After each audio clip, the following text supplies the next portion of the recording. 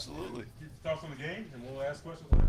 Pretty self-sufficient. I think so. That's almost 200 games for me as a head coach. We're getting closer and closer, and I think that's the first time. I don't know how many. I have to go back and count athletic directors that I had. I think Mark might be my 7th or 8th athletic director, and I think that's the first time in 200 games I've ever been introduced by my boss at a post-game press conference. So we're going to have to give John Fuller a hard time when we find him. We will celebrate victories for sure, and I'm very happy that we came out focused, even though we were favored in this game. So that was certainly good to get off to a good start, to force them to punt early, to block the punt, to turn that play into points, and then a couple subsequent drives where we were able to add to our lead was good to see. We were able to establish the run even though they were overloading the box, so I was pleased about that. And then there were plenty of stops on defense. There were some good special teams plays, but then there were plenty of miscues and fundamental things that we didn't do. We had some untimely penalties on special teams that erased big returns. So in all three phases, whether it was some fits on the perimeter on defense or some missed tackles on offense, our perimeter blocking in some cases, our throwing and catching in some cases, and then on special teams, the couple penalties on returns that stood out. There's certainly plenty of things to clean up, and I think our guys know that. I think they're happy about the win, but a sign of a mature team is taking these things in perspective and understanding that we're very, very much a work in progress right now. I mean, this was a team that we physically mismatched today, and that's not going to be the case beginning next week. So we've got a lot to clean up here, and that starts with the coaching staff early tomorrow morning, and then with the guys taking an honest look at this tomorrow afternoon, and then turning around, coming in here Tuesday and starting to get ready for Kent. So in the meantime, we are definitely going to have a smile on our face, but a lot of work to be done here. Pete, you weren't here a little while ago when UB lost a couple of these games. It must be, under any circumstance, heartening that it looked like you guys took it seriously and did the job right from play one. Is that the case? Absolutely. And one of our around here is respect all, fear none. And so if you're playing Minnesota, you're playing St. Francis, you're playing anybody else on the schedule, they're nameless, faceless opponents, and we try to prepare the same way. I promise you, I was as intense at the special teams walkthrough this morning in the hotel as I was last week out in Minnesota, and I will be again at Kent State next week. So that's how we roll. We don't approach opponents a lot differently. Yes, you have different plans of attack in all three phases, but the mentality doesn't change, the approach doesn't change, and that's the sign of a team and a program that has taken baby steps forward, that they came out of the gate ready to go and didn't approach this game any differently. And you mentioned the defense first, but thoughts about just the team offense today, actually. Algae in the first half, 2 touchdowns. Yeah, they were packing the box pretty good, playing a lot of bear front, and we were still trying to find ways to run it and stay on schedule. I thought we did a pretty good job with that.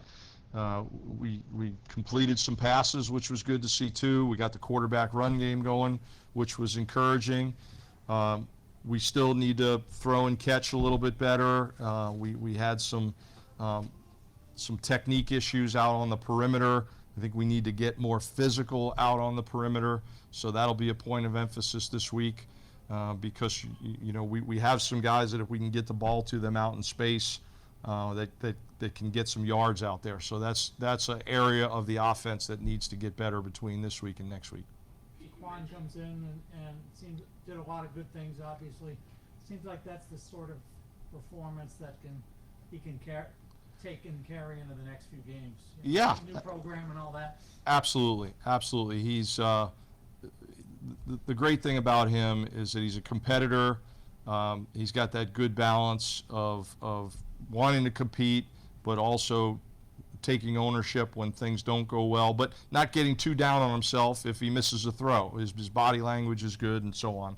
So we just need to keep working on our rhythm and our efficiency on offense and keep gravitating towards the things that he can do well for us. It's, the entire offense is a work in progress, but we did come out of this game obviously getting the run game going, which was good to see. I'm sorry, you had a question in the back.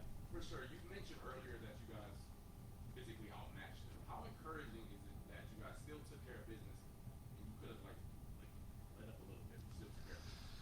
Yeah, I think the quality of the young men that we have in the program and the culture that we're trying to build. And, we try not to approach any day differently. We know what day of the week it is, and that tells us, what we're doing that day.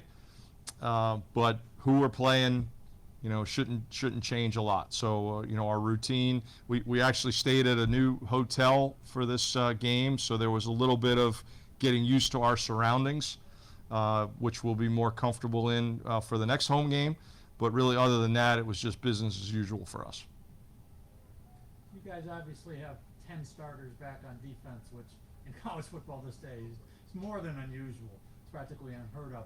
Can you just see the continuity from year to year develop as we start off this season? You feel like that has helped you get off to a better start? We definitely feel like that's the strength of our team, and a big part of it is the experience that we have back.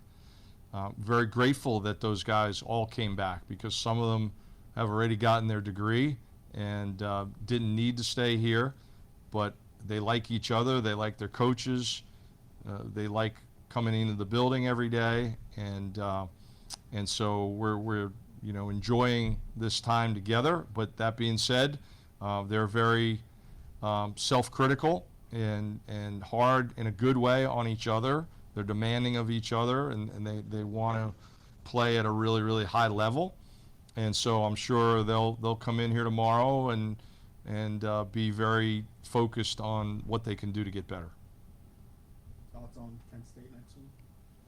Well, it's championship game number 1, because you only get 8 of those, and they all matter the same. So here we go. It's an early conference game, and similar to last year when we played Northern Illinois early. So we've got a lot of people talk about improving from week 1 to week 2, but we've got to take a big jump here from week 2 to week 3. You probably don't know that Troy is leading Clemson at halftime. Well, I'm not shocked, because Troy beat a very good Nichols team last week. They're a very good FCS team. And I don't know what the Kent score was, but I know they won their first game. So we're going to just take it day by day and one game at a time. And obviously the Kent State game is as big as any. Local guy James McNeil. Yeah. You got in there late. Just thoughts about what has he done for you to trust him, put him in there late? Yeah, very proud of James. Also played some special teams today, and he was having a very promising preseason last year and had a very unusual foot injury and really wasn't ready to go until the bowl game. And he took advantage of those bowl practices to start to get back. He had a good spring, and I'm excited to see him carry the ball and get his first collegiate touchdown. He did carry some in the bowl game, if I'm not mistaken. John can, but we were able to redshirt him last year, which is great, and now he's at a point where he's helping us on special teams. He's competing at running back, so he's got a bright future ahead of him. All right, guys, appreciate you. Thanks so much. Okay, have a good night. All right, right left is Kobe Stewart, Taquan Roberson, and Alger Henderson. You guys ready for questions? I guess just for all 3 of you guys, just thoughts about the win today, especially in the home opener. There we go. Yeah. It's always good to get a win, especially at home. St. Francis, they're a good team, so this was a good win for us. We came in we was consistent. You know, we kind of showed like good things on both offense and defense and special teams. But it's always a good thing to get a win, especially at home. Just to piggyback off of what Kobe said, it's hard to win a college football game. So whenever you do that, you know, it's a great feeling. But I mean, just like every other game, you know, we just got to get back to the drawing board, watch the tape, and get better. It was definitely good to see the things that we did, offense, defense, and special teams in practice, and have it show up today. So that was definitely exciting to see. Quan, personally, was it nice just to have a game like this where a lot of things went right in terms of your fitting in with the rest of the offense and coming together so early in the season? It must be good for positive reinforcement. Of course, it was great to, you know, just see the team on all three phases just to come together and ultimately get that win. I mean, that's the only stat that matters.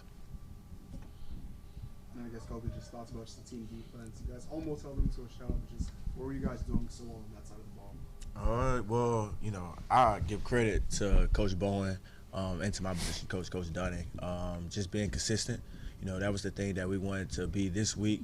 As far as, like, you know, we played Minnesota last week, so we wanted to go in and, you know, we took St. Francis very seriously because Coach Bowen always say it doesn't matter who you play, you just got to show up and play. So that was kind of our mindset. You know, this week, you know, practice, we took it very seriously. You know, we wanted to be physical, we wanted to dominate up front, and I think that we did a good job at doing that. You know, Mal, Cornell, Wallow, Souza Jr., Dev, like all them boys, they showed up today. So I think we did really good. And just thoughts about just you. I mean, the first half, you had 2 touchdowns. Seemed like one of the best games of your career. Just thoughts about what you were seeing on the field today. Man, to be honest, I was just seeing everything that we did in practice. I know I keep saying the same thing, but it's good to just see us run the same plays over and over again throughout the week and just see it happen in game and have it execute. So it's definitely fun. I mean, you've got 10 starters back on defense, which is really rare.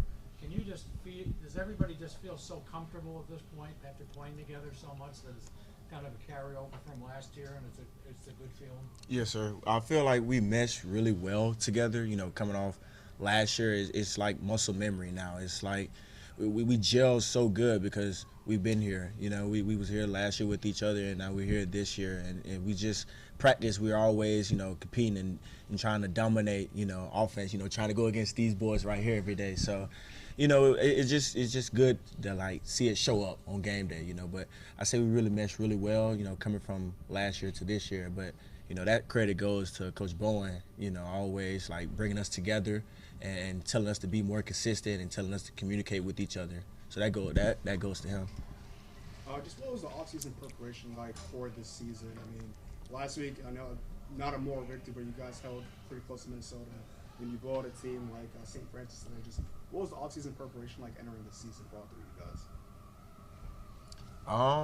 guys? You know, it's kind of the same as it was last year. You know, just keep the main thing.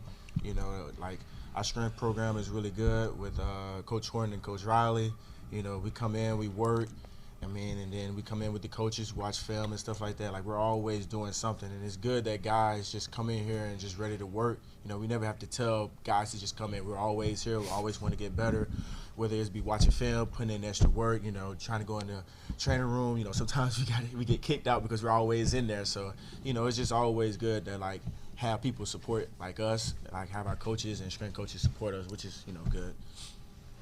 For me, this offseason was a little different from compared to both of these guys because I was new to the team. So it was really mainly just trying to, you know, get the trust of your teammates, get the trust of the coaching staff, and at the same time, you know, master the playbook like the back of my hand. So it was different, but you know, the ultimate goal was just to, you know, become close with the teammates, allow them to gain trust in me, and, you know, just show the coaches what I can do.